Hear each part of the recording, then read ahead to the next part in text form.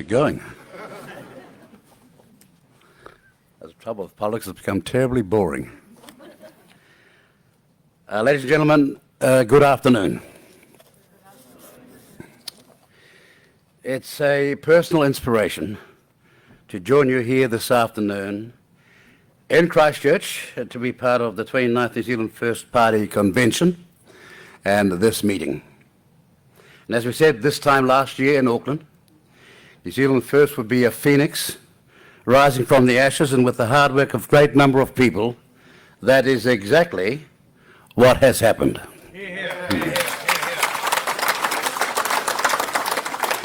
Those of you who have done that have our sincere thanks.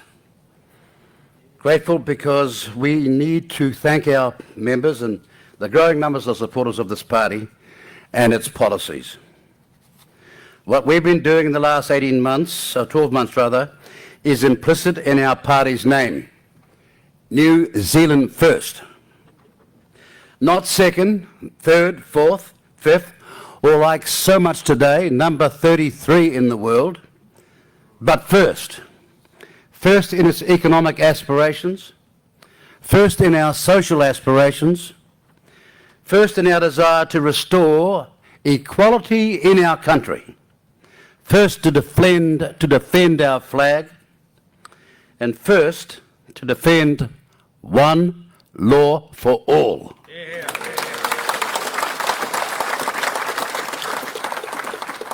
And first to defend our democracy. Yeah. We meet here in Canterbury, acknowledged Heartland New Zealand, at a most critical time. You know, there's no historic parallel to the crisis we face right here, right now. New Zealanders have, you know, over the years met challenges and sometimes the terror of war. We've met economic crisis before. With unity, we dealt with them, all survived, and went on to prosper as a country. However, today in New Zealand, we face economic, social, political, and constitutional dangers, many self-inflicted, from recent political decisions. There has never been such concern as to what's going on, without ever asking you.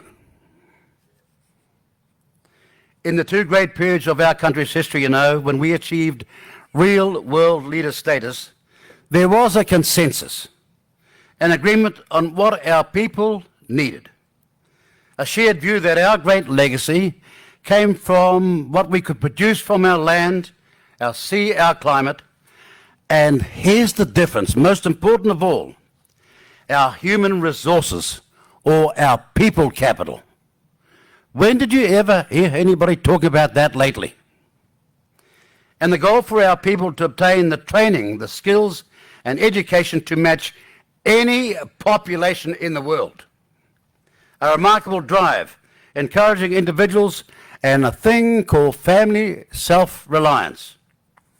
You know, it's not nostalgia, nor yearning for yesteryear, to point out that our forebears, more remote from their market than any other people in the world, in a land the size of the UK, yet with only the population of Manchester, nevertheless took us to be in the first 3 countries in the world.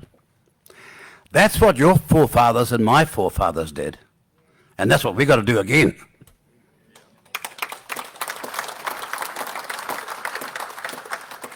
You know, when other countries used to have philosophers writing theses about egalitarianism, about equality, we here lived it in some of the people in this room's lifetime.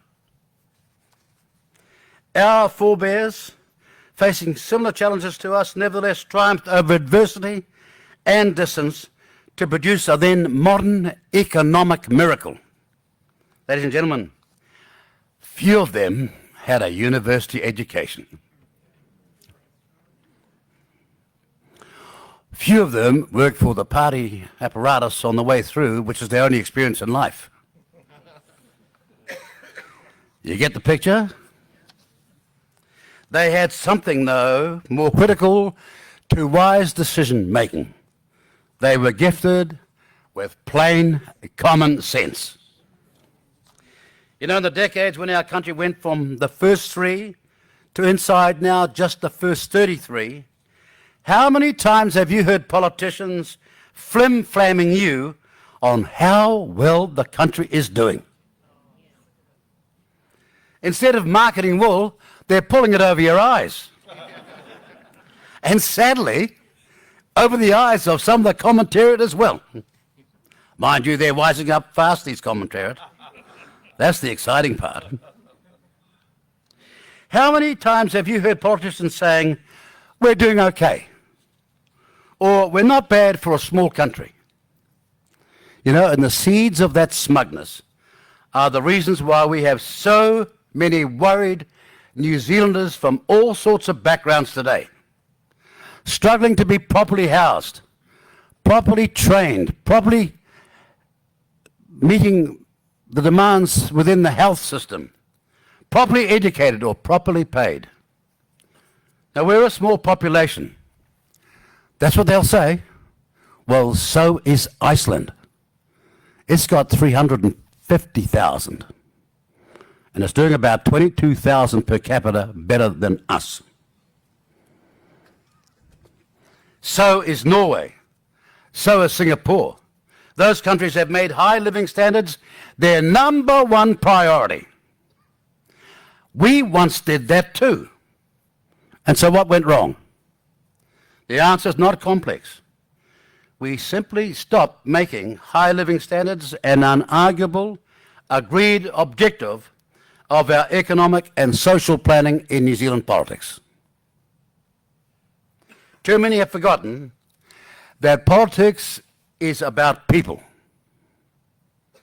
Have forgotten that the masters of politics are the people, not politicians and bureaucrats.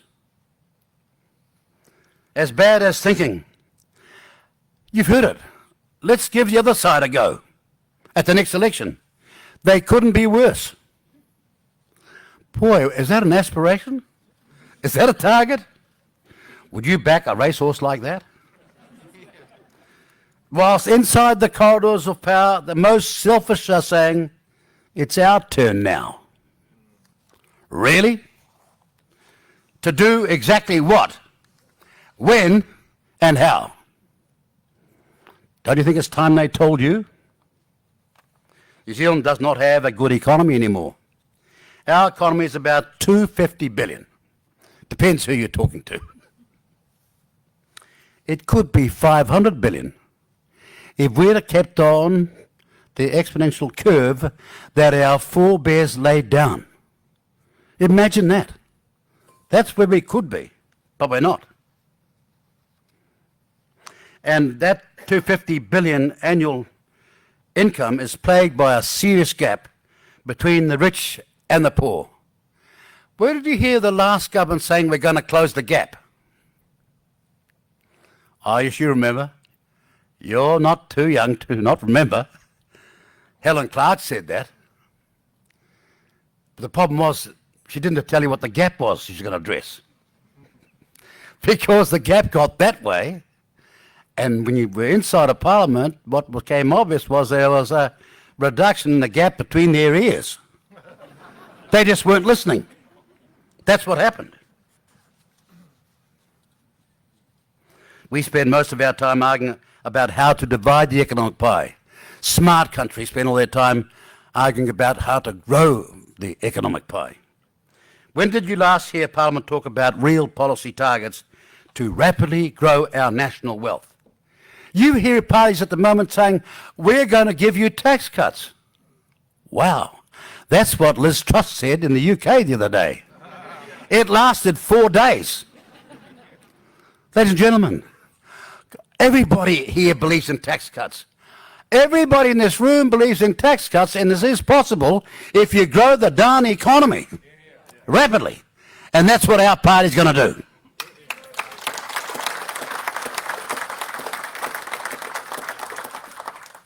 When did you hear about tax policies to unleash the real potential of our economy and people? or maximising added value to our products before we export them. So we and our people get the lion's share, not some other economy and some other people getting the lion's share. You see it in our timber exports. Just take the bark off. All the added value for over 50% of the product is going to some other economy and some other people, some other nation, and tens of thousands of other workers, not our own. When are we going to start thinking about putting New Zealand first?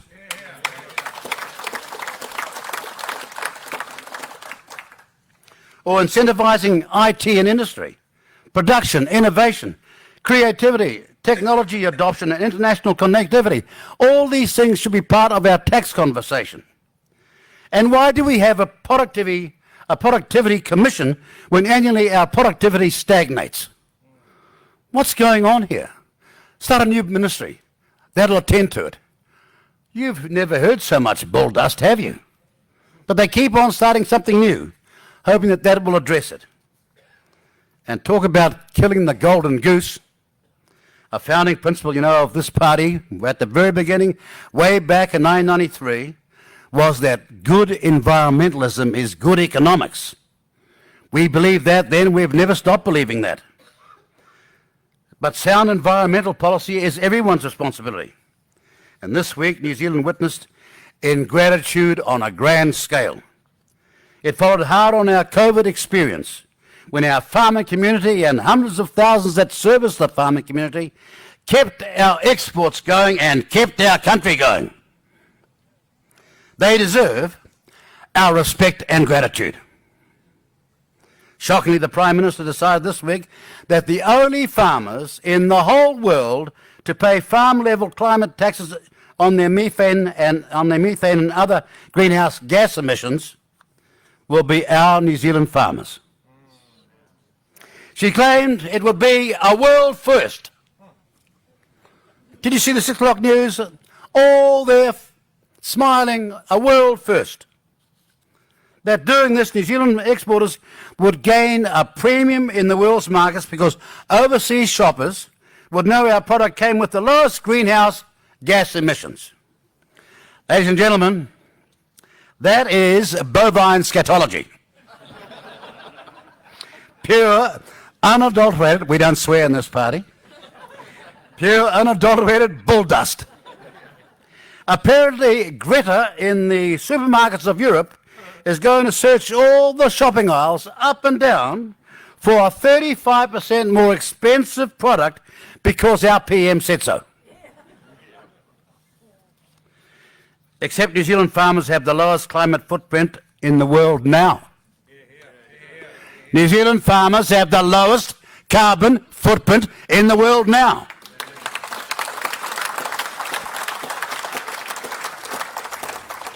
Now, don't get this wrong, but for every cow that we lose, our overseas competitors will replace it with one with a higher carbon footprint. You do the maths, because this government and its cohorts can't. They preach to you whilst knowing that China, India, the EU, Indonesia, Russia and Brazil account for over 60% of global emissions, and that figure is going that way. Then the Prime Minister announced that Maori farmers will receive taxpayer assistance to meet her targets, but not non-Maori farmers. Ladies and gentlemen, all farmers, Maori and non-Maori, should receive this assistance.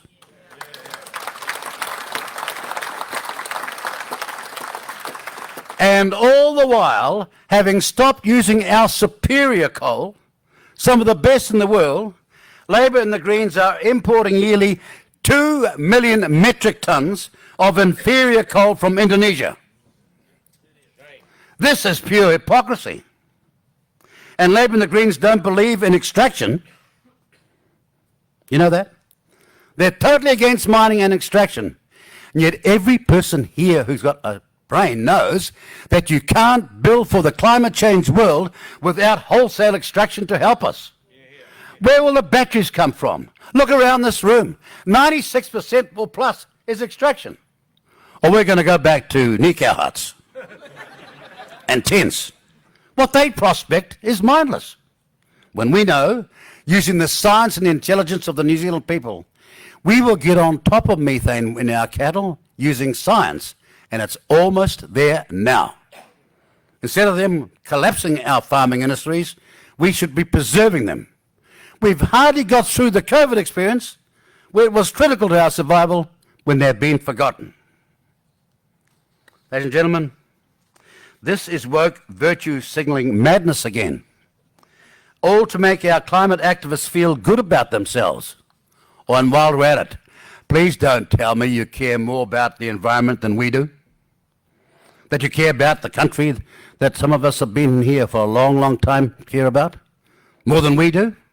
Stop making these unreasonable, stupid demands. We do care about this country. That's why we called our party New Zealand First. What they're telling you, what they're not telling you, that sadly at the end of the queue of all these decisions will be a bunny paying for it. You know who that is? Well, when you're having a shave tomorrow morning or at the bathroom tomorrow morning, have a good look in the mirror, because that's who's going to pay for it. Ladies and gentlemen, from the late 1990s through to 2017, our country pursued an unfocused, unparalleled, incoherent immigration policy with little structure to deal with it. Those of you who are from Auckland know it. Look at the gridlock everywhere. Now building up worse and worse, but it started some considerable time ago. Scenes we saw in Los Angeles we never thought we'd see in Auckland, and now all around New Zealand. We failed to focus on high living standards to keep our people here or bring them home from their usual OE. Anyone who questioned these thoughtless policies was immediately cast as a racist, xenophobic, a word they can't even spell, or anti-immigrant.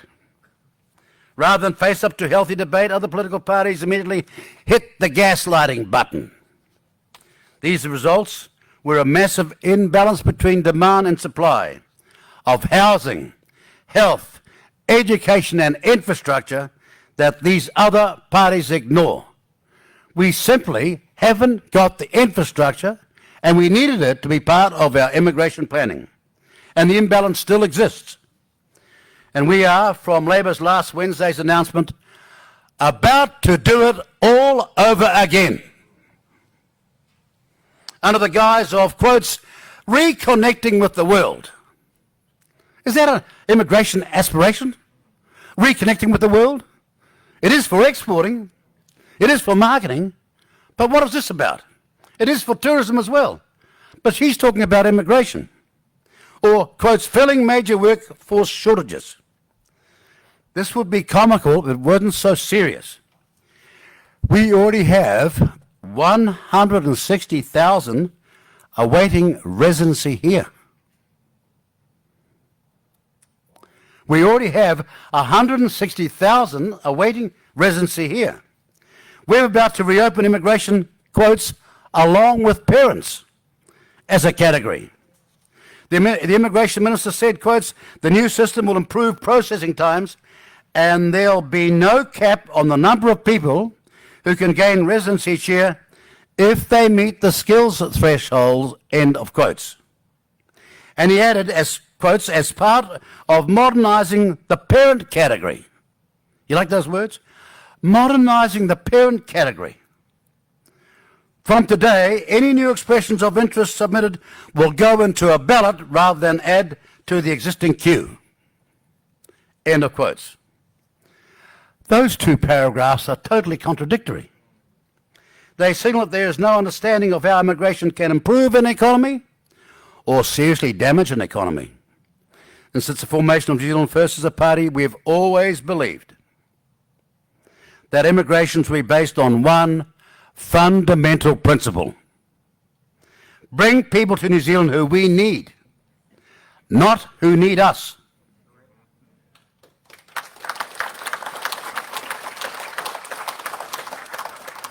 Oh, I can see the headlines tomorrow. There he is, bang on about immigration. Well, we're not going away because we're right. Dead right. And we can prove it.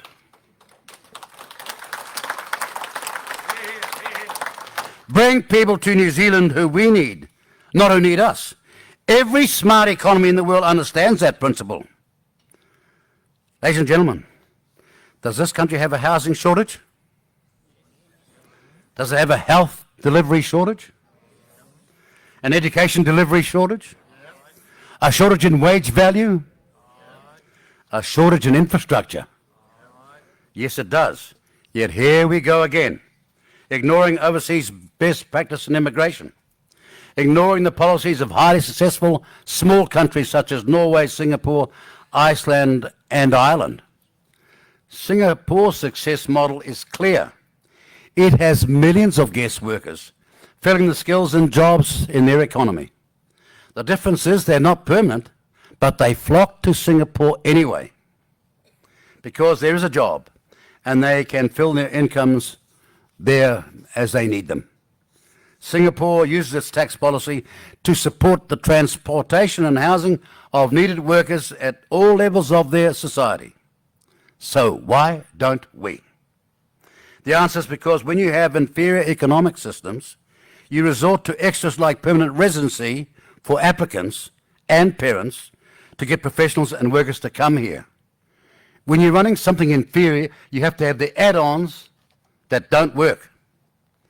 That means that an applicant can bring their spouse, their children, both sets of parents, as well, despite only the applicant having a job in New Zealand. Where New Zealand needs one professional or worker, we could get 6, 7, or 8 or more. You understand Economics 101? So why don't these other political parties? Filling job shortages, skill shortages, trade shortages are all critical to our economy, both in our cities and our countryside. And you know, we all saw it in export education policy. When we failed to adequately compete with the best export education countries in the world, we started tacking on permanent residency inducements for students to bring students here. And as someone who did negotiate in person in Beijing, our export education to this country from China, the Chinese leadership asked for one promise. This is exactly what they said. When they have completed their education in your country, will you promise to send them home? When they have completed their education in your country, will you promise to send them home? What a shambles our policies on these matters have become. You won't get permanent residency if you take up export education in Australia, nor Canada, nor the UK, nor the USA. And you most definitely won't get permanent residency if you take up export education in any Asian country. We're not talking racism here. We're talking economic common sense. New Zealanders, you know, are getting sick and tired, and they're getting sick of the soft in the heart with a head to match. Lily-livered liberals espousing policies against New Zealand's interests when it comes to immigration. They go on confusing skilled workers with immigration, as though they are all the same. It points to people in Parliament driven by sociological woke claptrap and unable to run a school tuck shop successfully.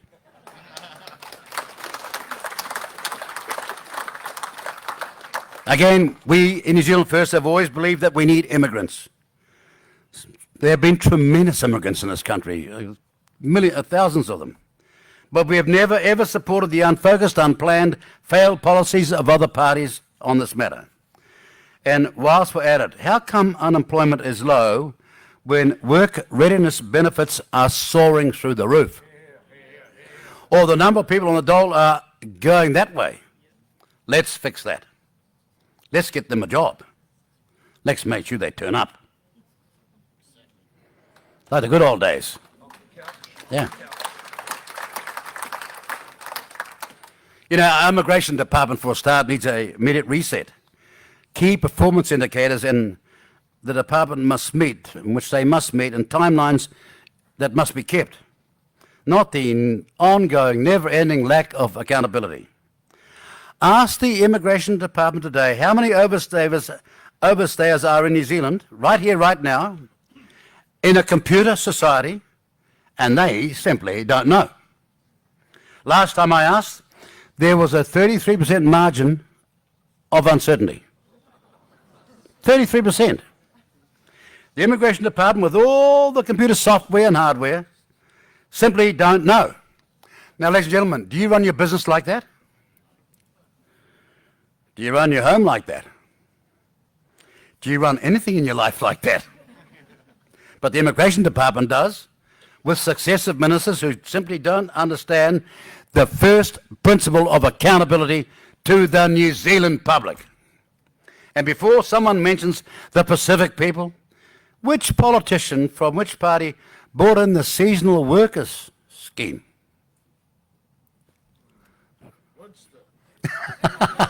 New Zealand first.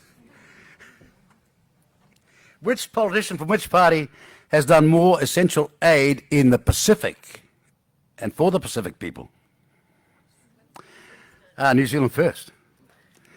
Which politician from which party announced the Pacific Reset, capturing the support of Pacific countries, Australia, USA, UK, Indonesia and Japan, to name just a few? And which party, and this is the real test about sincerity and genuineness and honesty when it comes to racism, when over 470 Indian students studying here fought to have them stay in this country, when a New Zealand export education facility so miserably failed them, which was the party that did that, when all the rest didn't do a thing? That party was New Zealand first.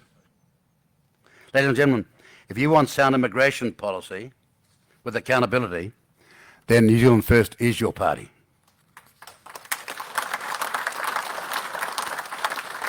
You know, these are the kind of issues that must guide coalition negotiations. And whilst we're at it, there was an election in 2020, but repeatedly some party activists keep saying ad nauseum that New Zealand First is responsible for the 2020 election of Labour. We spend some money trying to teach people history in schools and sort of basics, don't we? But no longer, they go on there, they bang on, tweet away every darn day. We're responsible for the Labour Party winning in 2020. Well, we are in a way, but not the way they say it.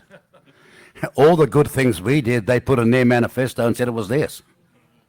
The Provincial Growth Fund, 1 billion trees, fixing up Kiwi Rail, restoring the workshop down there in Dunedin, the gold card, free travel, the energy support over the winter time.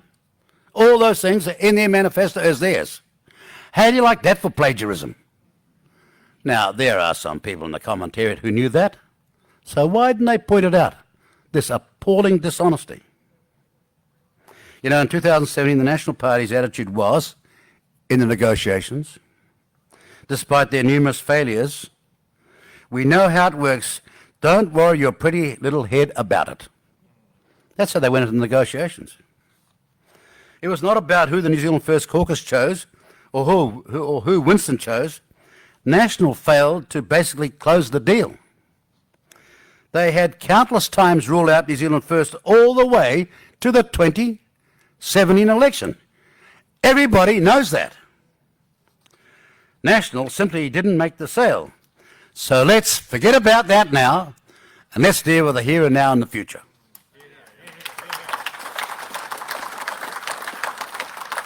Ladies and gentlemen, New Zealand's going to go back to mining.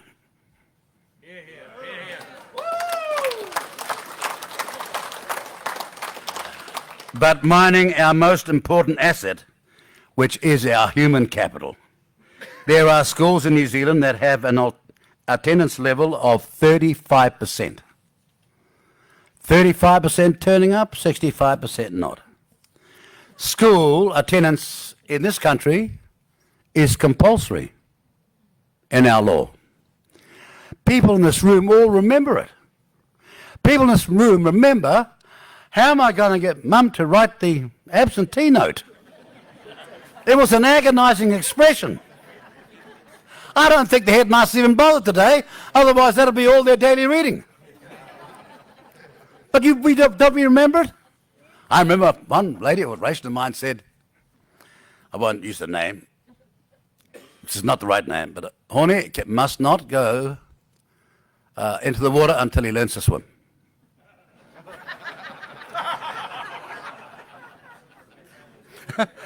This is from a people called Ngatiwai, my tribe. Ngatiwai means people of the sea.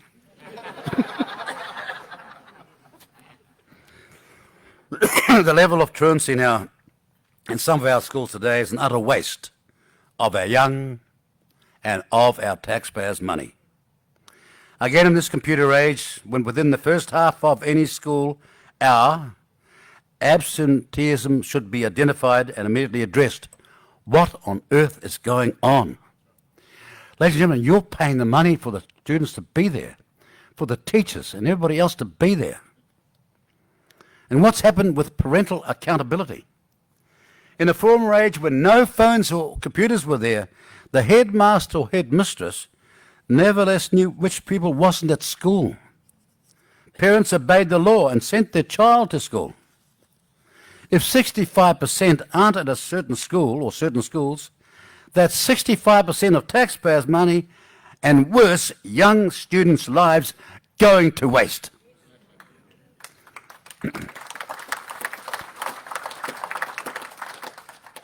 You know, this is amazing. When we had a parliament full of people who hadn't ever seen a university, practical men and women,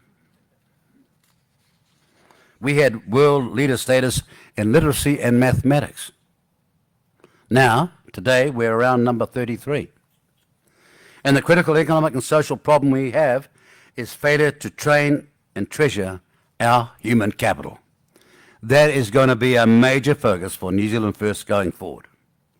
We said at the formation of New Zealand First 29 years ago, in education, expenditure should be an investment. And we've got to heighten and magnify our intensity on this matter going forward. We either have human assets or human liabilities. With that imbalance, a bleak future is foreseeable now. In all the cacophony of woke claims being made today, when did you last see a march in our streets for better literacy and mathematics standards? Anywhere in our country. New Zealand First policies going forward are seriously going to address that. And please don't ask me for them all today. There's a campaign coming, and we're going to wind up and hit every part of New Zealand selling these messages.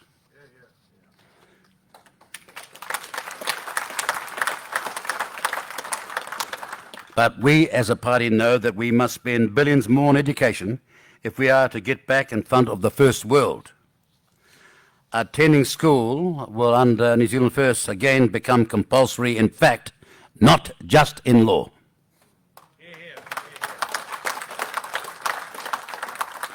And by the way, how many times were you told before 2017 and since 2020 that crime was falling?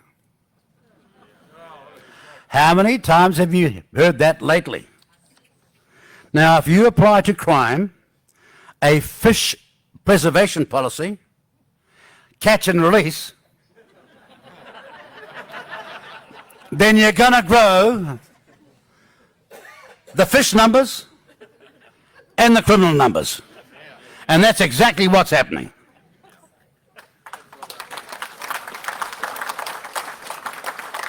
Every day we have shootings on our streets in our neighbourhoods. Every night we have ram raids of shopping outlets, sometimes over 6 a night, involving juveniles. And a collection of excuses. Poverty, boredom, nothing to do, society's fault. Ladies and gentlemen, some of these people and some of these excuses don't know what they're talking about. If they knew, as some of us know, personally, what poverty smells, tastes and feels like, they wouldn't be talking this dribble. But they don't. And they think they can ram that silly stuff down our throats. Some of us know what it's like to be born in tents and meek our hearts. The Depression never finished up north in 1935. It was still there in the 50s. A lot of people remember that, and around New Zealand as well. So please don't tell us it's poverty, boredom, nothing to do, society's fault. For every thug who gets away with a crime, there are many who stand a little taller, strengthening the brotherhood of criminals who set out each day to destroy our country. A man with a chair tried to slow down thugs recently robbing a Hamilton mall. What the news didn't show is that a former police officer caused one of the thugs to fall over, who then lost his mask and his crowbar, and another citizen was able to photograph this criminal's face. When somebody's life's in danger, as is the case here, where a young shop assistant was being threatened with an axe, action has to be taken by somebody. The advice to stand by and do nothing is misleading. The man with the chair, along with the active former off-duty officers, instantly took action against thuggery and crime. Now, no one is calling for vigilante action, but as a nation, we each have a responsibility to stand up. Say enough's enough.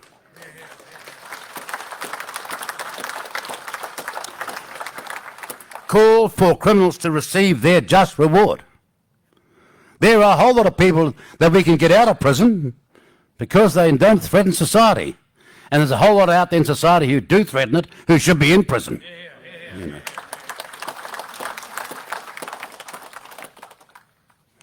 There are people out there in our community who know these thugs. They are family, friends, and associates. They have information about these crimes, but they too remain silent, supporting crime above civility.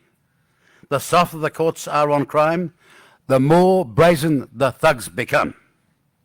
And many of these juvenile criminals work for gangs. We know that. Let me tell you what we're going to do. New Zealand First is going to ban the wearing of gang patches in public places. Their intimidation and terrorisation of everyday law-abiding New Zealanders must stop, and New Zealand First is going to see to that. We are not going on in this country with unlawful private armies.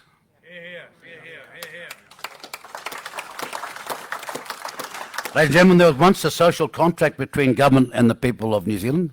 Some of you remember it. Began by politicians who understood the importance of parents and caregivers.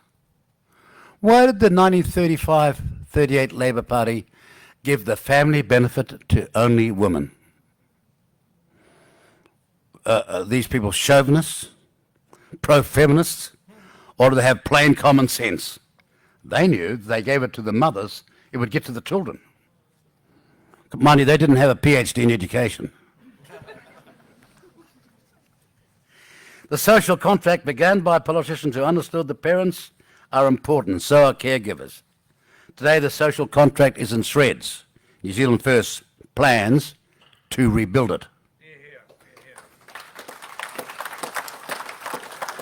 You know, we know of solo parents, mothers in the main, who have been deserted and facing the scrap heap but for social welfare. There are many deserving cases. We understand that. However, today a solo mother with 4 children can receive $1,300 per week and have some services paid for as well. Now, there are other families with 2 parents both working, with not a hope of netting that amount per week. Many of these are Maori and Pacifica families working long hours, paying for huge costs of living increases, rates rises, and growing unjustified energy costs. All the signs are that this is going to get much, much worse. This condition should concern every New Zealander because it's no way to take our country forward. That should be the priority concern in what politicians are handling. But rather than helping these people, given the countless promises they have made, Labour, the Greens and the Maori Party would rather prioritise their separatist agenda, pursue policies of apartheid, obsess with revisionist history, and without any mandate change our constitution and the very essence of our democracy. Let me ask you, did they tell you before the last election that they were going to do that? No. Did they ask you if they could do that? No. Were they given a mandate in the 2020 election for that? If your answer is no, and so is mine. They didn't tell me as Deputy Prime Minister or my fellow New Zealand First Ministers or our caucus, the very party that they were in coalition with. They denied that, of course, but in a fit of panic, poor Willie, in front of the media, admitted it. Admitted that they secretly kept it away from us. They knew if they had told us, and we'd have told you before the next election in 2020, they would have been toast. And now in government, with no mandate and with no handbrake, they are ramming it down your throats. Here in the South Island, this very blessed part of the country, where people have got, without trying to ingratiate myself with you, but it's a fact, you got better manners.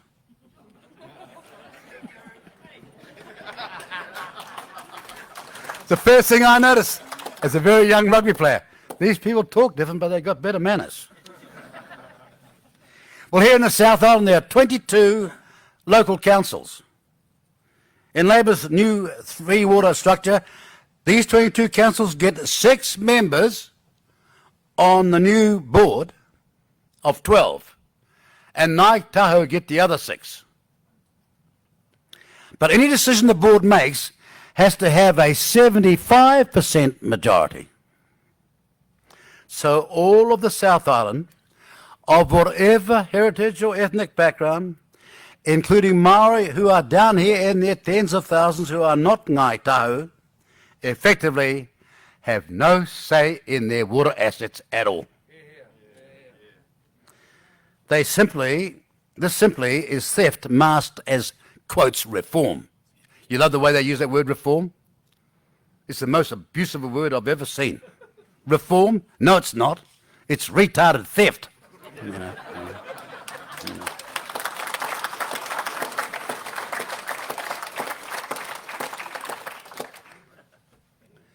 And then, this is another one. And there are a lot of people in this room who have come from my background, Scottish and Maori. Nobody's perfect.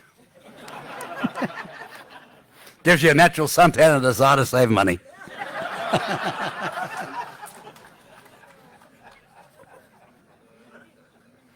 But they say that the Treaty of Waitangi on the 6th of February 1840 was about universal suffrage. This is staggering stuff.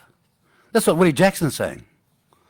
This latest sort of Blackstone of the theoretical academic Maori world. Labour, the Greens and the Maori Party claimed that in 1840 the Treaty of Waitangi included universal suffrage. Ladies and gentlemen, not one Maori chief in 1840 had heard of universal suffrage, which is not strange, because in 1840 not one in the British Empire or in the UK or in England, or indeed the whole wide world, had ever believed in universal suffrage. But they are saying it. Back in 1840 the chiefs were arguing about it. So why are our fellow citizens of all manner of ethnic backgrounds and beliefs hearing this revisionist nonsense masquerading as fact from the podium of truth? Or this one, the treaty is a partnership. This claim relates to a land case in 1987. Nowhere in that case, and I've seen whole articles in the New Zealand's newspapers this year postulating that this was a case where partnership was central to it. And yet when you say this, stare straight up into their face, on the radio, on TV, or on a speech like this, they won't even respond to you.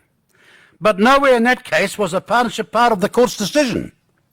And if it was, please just show me and my fellow New Zealanders.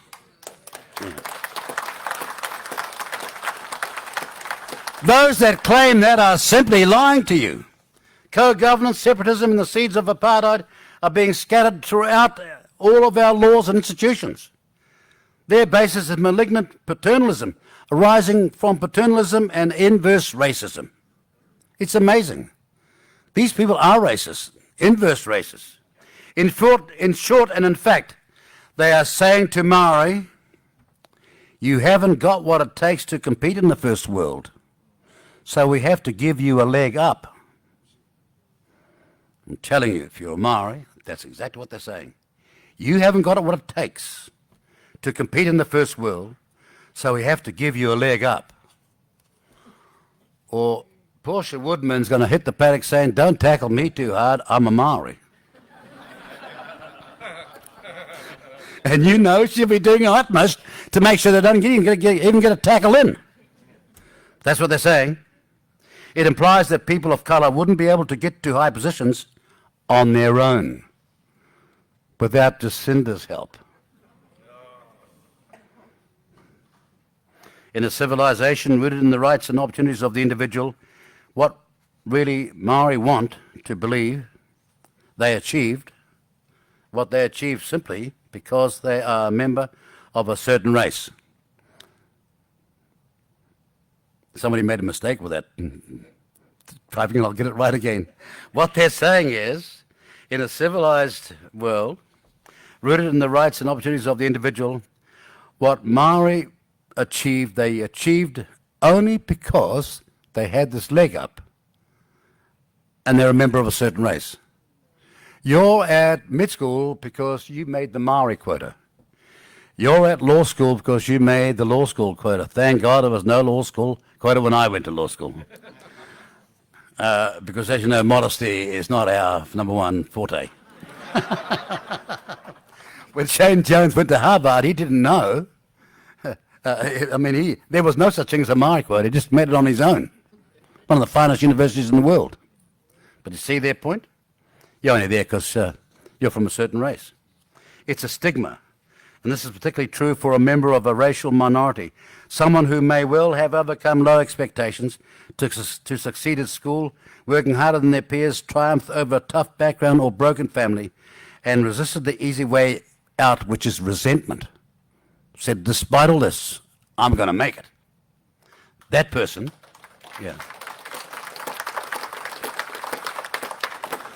that person doesn't fit their script because they want them to be dependent on their soft heart and their inverse racist attitude. Ladies and gentlemen, New Zealand First has never supported inverse racism and paternalism.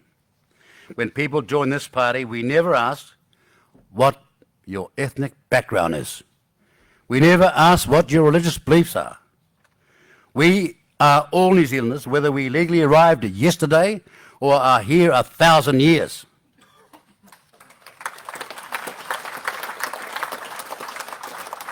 We believe in one country, one people, one flag, and one law for all.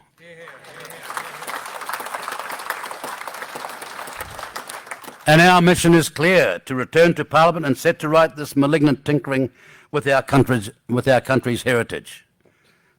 Ladies and gentlemen, have you had enough of the Harley nightly ram raids on our streets? Yes. Had enough of Willie Jackson and his out-of-control elite Maori party bus? Had enough of Three Waters theft? Yes. Had enough of our world's worst youth suicide rate? Yes. Then New Zealand First is the party for you.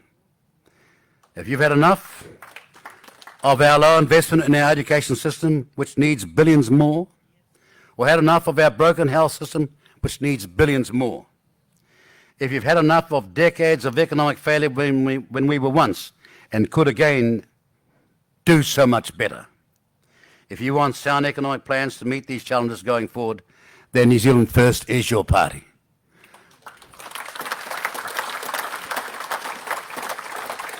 As we said yesterday morning, they will spend $29 billion on a hopeless light rail failed program in Auckland, whilst they were criticising us for a provincial growth fund that did massive change and massive progress brought massive change and massive progress around this country, all over this country. It even took Northland for a brief period to the #1 growth rates in the country.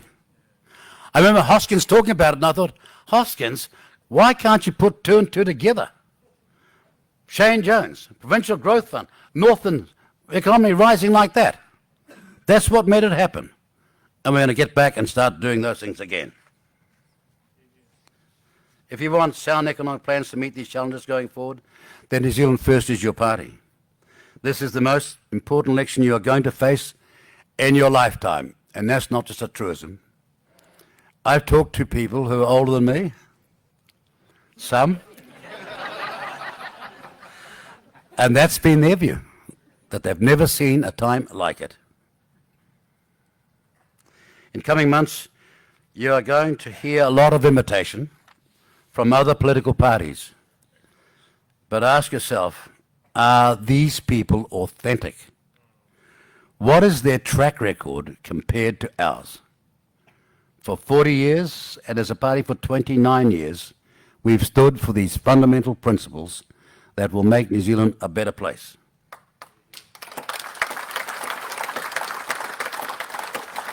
Only one party will restore equality in our country, will defend the flag of our country, will defend one law for all in our country, will defend democracy in our country, but more importantly, take some of the options, as I mentioned the other day. The Green Party started in 1972 under the name Values.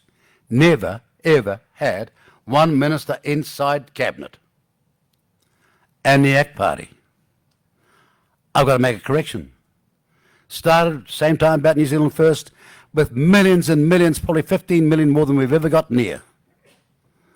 And never ever had one minister inside cabinet. Not a very good response for your hard work and your money, is it? In contrast, we have done so much better and we will do so again.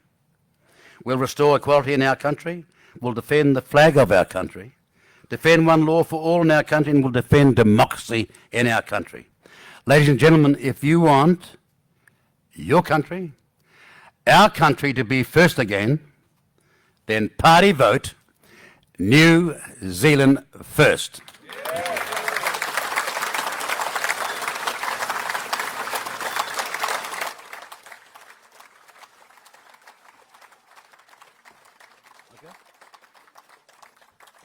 Okay. Safe travels home and back to work. Thank you.